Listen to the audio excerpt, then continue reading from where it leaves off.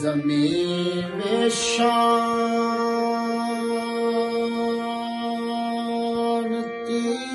ਮੰਗਦੀ,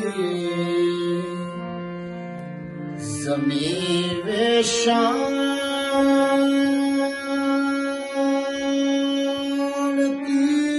ਮੰਗਦੀ।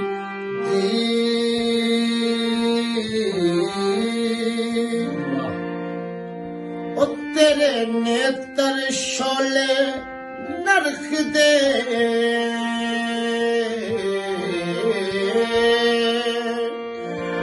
ਡੁੱਬਦੀ ਹੈ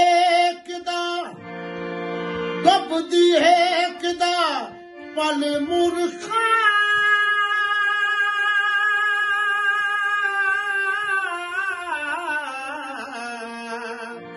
ਉਹ ਡੁੱਬਦੀ ਹੈ ਕਿਦਾ ਪਲ ਮੁਰਖਾ।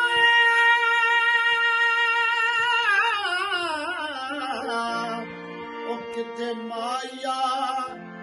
ਕਿਤੇ ਮਾਇਆ ਰੁੱਸ ਨਾ ਜਾਵੇ, ਕਿਤੇ ਮਾਇਆ ਰੁੱਸ ਨਾ ਜਾਵੇ।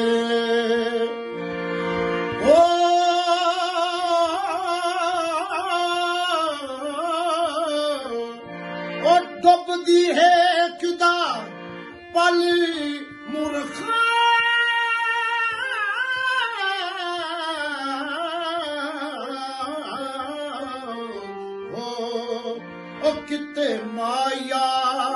ਉਹ ਕਿਤੇ ਮਾਇਆ ਰੁੱਸ ਨਾ ਜਾਵੇ, ਬਾਬਾ ਸੋਤਾ ਰੁੱਸ ਨਾ ਜਾਵੇ। ਜੀ ਬਾਬਾ ਜੀ अस्सलाम वालेकुम। देखो जी, ये एक बड़ी डूंगी गल है।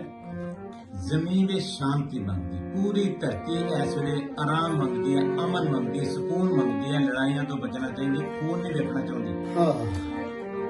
लेकिन नेत्र कहते ने अखां, नेत्र लेकिन जेडे जालम ने, जेडे गासिब ने, जिन्हां दा मकसद लुटना, खाना पीना, लोकां दी जमीनां ते कब्जा करना, लोकां दे मुल्कां ते हमला करना, ਉਹਦੇ ਬਾਰੇ ਤੇਰੇ ਨੇਤਰ ਛੋਲੇ ਨਰਕ ਦੇ, ਤੇਰੇ ਜਿਹੜੀਆਂ ਅੱਖਾਂ ਨੇ ਡੇਲੇ ਨੇ, ਇਹਨਾਂ ਚੋਂ ਤੇ ਦੋਜ਼ਖ ਦੇ ਛੋਲੇ ਨਿਕਲ ਰਹੇ ਨੇ।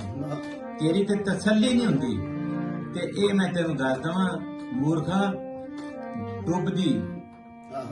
ਡੁੱਬਦੀ ਹੇਕ ਦਾ ਪਲ ਏ। ਇਹ ਜਿਹੜਾ ਪਲ ਲੰਘਣ ਡਿਆ ਏ, ਤੇਰੀ ਹੇਕ ਡੁੱਬ ਜਾਣੀ ਹੂੰ। ਇਹ ਸਾਰਾ ਕੁਝ ਮੁੱਕ ਜਾਣਾ ਹੀ। ਇਹ ਕਰੋ ਫਰ ਇਹ ਡੁੱਬ ਜਾਣਾ ਹੀ। ਜਾਹੋ ਹਸ਼ਬਤ ਮੁੱਕ ਜਾਣੀ ਹੋ, ਇਹ ਸ਼ਾਨੋ ਸ਼ੌਕਤ ਮੁੱਕ ਜਾਣੀ ਹੋ, ਇਹ ਟੌਰਾ ਸ਼ੌਰੋ ਮੁੱਕ ਜਾਣੀ ਹੈ। ਉਹ ਤੂੰ ਮੁੱਕਣ ਵਾਲਾ, ਤੂੰ ਠਾਂ ਨੂੰ ਜਾ ਰਿਹਾ, ਤਾਂ ਨੂੰ ਨਹੀਂ ਜਾ ਰਿਹਾ। ਹਰ ਚੀਜ਼ ਤਾਂ ਤੋਂ ਜਾਣ ਤੋਂ ਬਾਅਦ ਠਾਂ ਨੂੰ ਆਉਂਦੀ ਤੇ ਤੂੰ ਠਾਂ ਨੂੰ ਆ ਰਿਹਾ। ਇਸ ਵਾਸਤੇ ਤੈਨੂੰ ਇਹ ਸਭ ਕਿਹਾ ਕਿ ਇਹ ਵੇਖ ਲਾ, ਡੁੱਬਦੀ ਹੇਕ ਦਾ ਪਾਲੀ, ਕਿਤੇ ਮਾਇਆ ਰੁੱਸ ਨਾ ਜਾਵੇ, ਕਿਤੇ ਮਾਇਆ ਰੁੱਸ ਨਾ ਜਾਵੇ। ਮਾਇਆ ਨੂੰ ਮਨਾ ਕੇ ਰੱਖ, ਕਿਤੇ ਮਾਇਆ ਰੁੱਸ ਨਾ ਜਾਵੇ। ਮਾਸ਼ਾਅੱਲਾ।